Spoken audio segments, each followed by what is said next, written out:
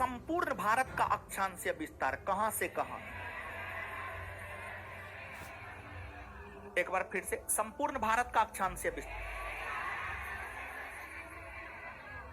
दूसरी बात, भारत का अक्षांशीय विस्तार कहां से कहां?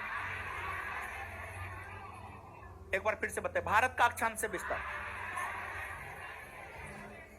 उत्तरी गोलार्ध में ना है, उत्तरी अक्षांश ना, दक्षिणी पूर्वी पश्चिमी नहीं ना।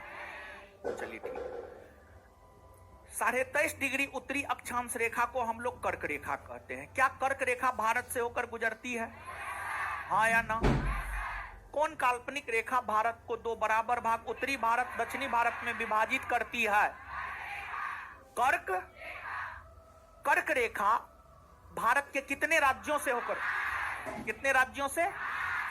पहला, दूसरा, तीसरा, चौथा, पांचवा, छठा, सातवां, आठवां, आगे।